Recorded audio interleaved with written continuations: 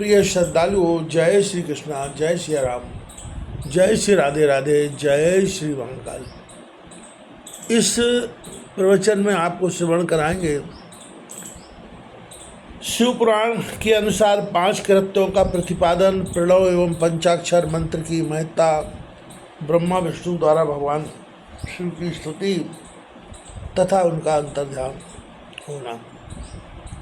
ब्रह्मा और विष्णु ने पूछा, प्रभु सृष्टि आदि 5 कृत्यों के लक्षण क्या है, यह हम दोनों को बताइए।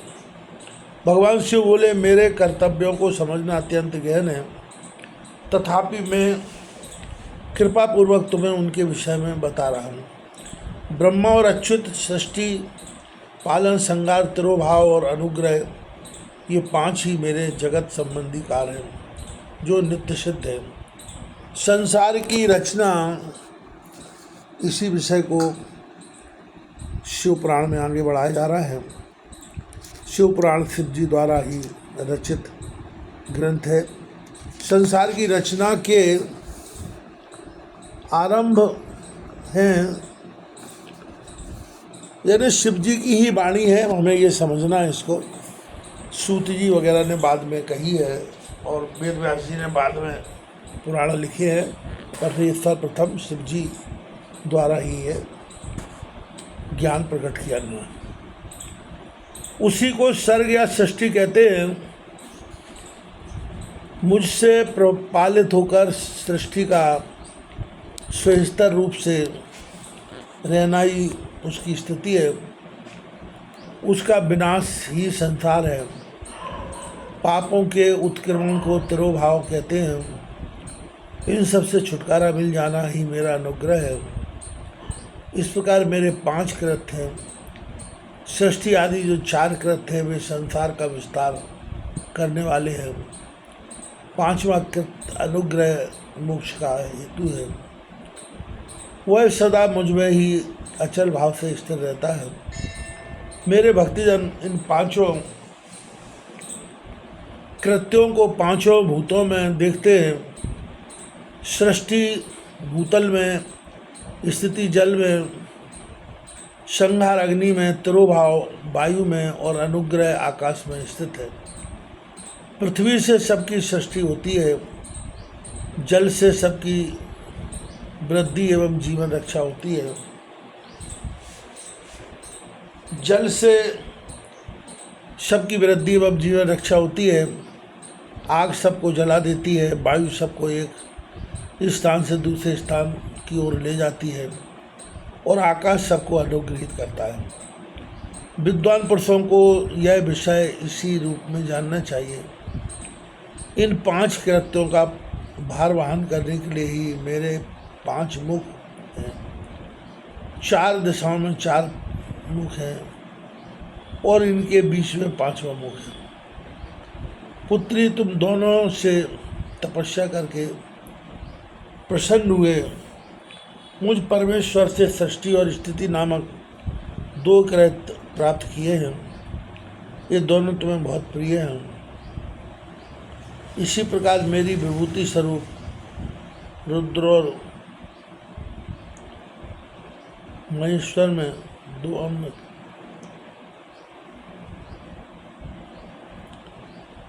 उत्तम कृत्य संहार और तिरोभाव मुझसे प्राप्त किए हैं, परंतु अनुग्रह नामक कृत्य दूसरा कोई नहीं पा सकता। रुद्र और महेश्वर अपने क्रम को भूले नहीं हैं, इसलिए मैंने उनके लिए अपनी समानता प्रदान की है। वे रूप, वेश, कृत्य, वाहन, आसन और आयुध आदि में मेरे समान ही हैं। मैंने पूर्व काल में अपने स्वरूपभूत मंत्र का उपदेश किया है, जो ओमकार के रूप में प्रसिद्ध है। वह महामंगलकारी मंत्र है। सबसे पहले मेरे मुख से ओमकार, ओम प्रकट हुआ, जो मेरे स्वरूप का बोध कराने वाला है। ओमकार वाचक है और मैं वाच्य हूँ।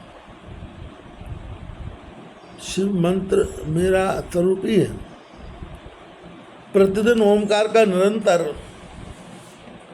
स्मरण करने से मेरा ही सदा स्मरण होता है। मेरे उत्तरवर्ती मुख से अकार का, पश्चिम मुख से उकार का, दक्षिण मुख से सकार का, पूर्ववर्ती मुख से बिंदु का तथा मध्यवर्ती मुख से नाद का प्राकट हुआ है। इस प्रकार 5 अवयवों से युक्त ओमकार का विस्तार हुआ है। इन सभी अवयवों से एकीभूत होकर वह प्रणव ओम नामक एक अक्षर हो गया। यह नाम रूपात्मक सारा जगत तथा वेद उत्पन्न स्त्री पुरुष वर्ग रूप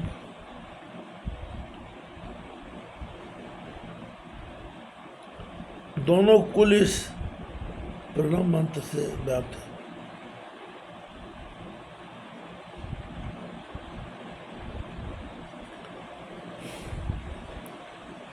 यह मंत्र शिव और शक्ति दोनों का बोधक है। इसी से पंचाक्षर मंत्र की उत्पत्ति हुई है, जो मेरे सकल रूप का बोधक है। वह आकार आदि क्रम से और शकार आदि क्रम से आकाश में आया है। ओम नमः शिवाय यह पंचाक्षर मंत्र है। इस पंचाक्षर मंत्र से मातृका वर्ण प्रकट हुए हैं, जो 5 भेद वाले हैं। उसी से शिरो मंत्र सहित त्रिपदा गायत्री का प्रकट हुआ है। उस गायत्री से संपूर्ण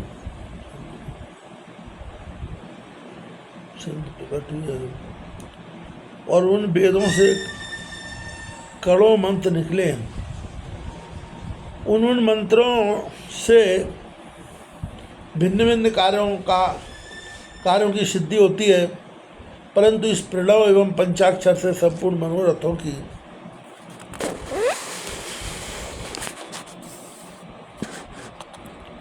सिद्धि होती है।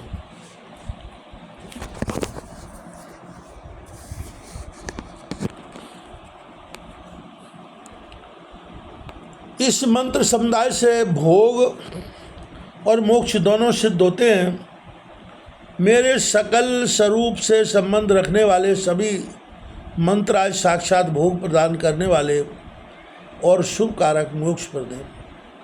नंदिकेश्वर कहते हैं, तदनंतर जगदम्बा पार्वती के साथ बैठे हुए गुरुवर महादेव जी ने उत्तराभिमुख बैठे हुए ब्रह्मा और विष्णु को पर्दा करने वाले वस्त्र से आच्छादित करके उनके मस्तक पर अपना कर कमल रखकर धीरे धीरे उच्चारण करके उन्हें उत्तम मंत्र का उपदेश किया। मंत्र में बताई हुई विधि के पालन पूर्वक 3-4 पत्र का उच्चारण करके भगवान शिव ने फिर उन दोनों शिष्यों को मंत्र की दीक्षा दी। फिर उन शिष्यों ने गुरु दक्षिणा के रूप में अपने आप को ही समर्पित कर दिया और दोनों हाथ जोड़कर उनके समीप खड़े हो उन देवेश्वर जगत गुरु का स्तवन किया।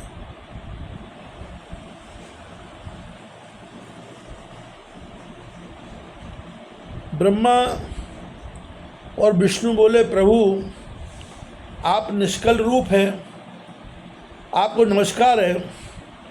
आप निष्कल तेज से प्रकाशित होते हैं, आपको नमस्कार है। आप सबके स्वामी हैं, आपको नमस्कार है। आप सर्वात्मा को नमस्कार है, अथवा सकल स्वरूप आप महेश्वर को नमस्कार है। आप प्रणव के वाच्यार्थ हैं, आपको नमस्कार है।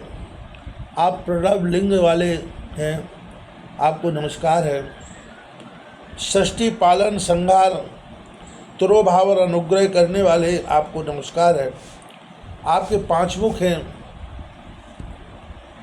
आप परमेश्वर को नमस्कार है। पंच ब्रह्म स्वरूप 5 कृत्य वाले आपको नमस्कार है। आप सबके आत्मा हैं, ब्रह्म हैं, आपके गुण और शक्तियाँ अनंत है, आपको नमस्कार है। आपके सकल और निष्कल 2 रूप हैं। आप सद्गुरु एवं शंभु है, आपको नमस्कार। इन पद्यों द्वारा अपने गुरु महेश्वर की स्तुति करके ब्रह्मा और विष्णु ने उनके चरणों में प्रणाम किया।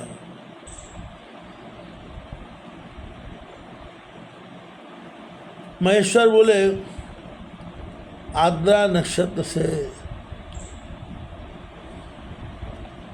युक्त चंद्रवंशी को प्रणव का जब किया जाए तो वह अक्षय फल देने वाला होता है। सूर्य की संक्रांति से युक्त महाआद्रा नक्षत्र में एक बार किया हुआ प्रणय जप कोटि गुने जप का फल देता है। मृगशिरा नक्षत्र का अंतिम भाग तथा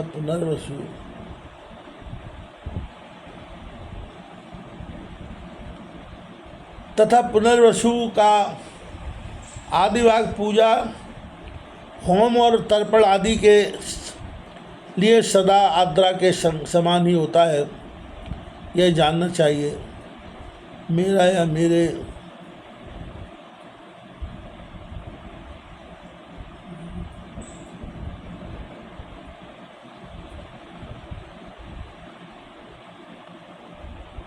तर्पण आदि के लिए सदा आद्रा के समान ही होता है।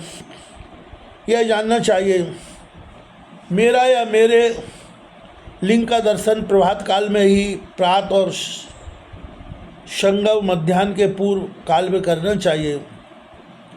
मेरे दर्शन पूजन के लिए चतुर्दशी तिथि निश्चित व्यापनी अथवा प्रदोष व्यापनी लेनी चाहिए, क्योंकि परिवर्तनी तिथि से संयुक्त चतुर्दशी की ही प्रशंसा की जाती है। पूजा करने वालों के लिए मेरी मुनि तथा लिंग दोनों से समान है, दोनों के समान है, फिर भी मूर्ति की अपेक्षा लिंग का स्थान ऊंचा है। इसलिए मुमुक्षु पुरुषों को चाहिए।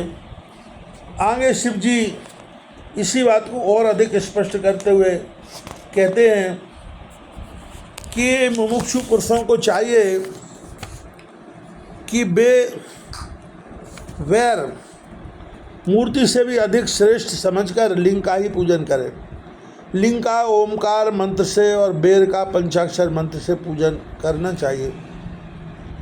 शिवलिंग स्वयं ही स्थापना करके अथवा दूसरों से भी स्थापना करवा कर उत्तम द्रव्यमय उपचारों से पूजा करनी चाहिए, जिससे मेरा पद सुलभ हो जाता है। इस प्रकार उन दोनों शिष्यों को उपदेश देकर भगवान से वहाँ से अंतर्ध्यान हो गए।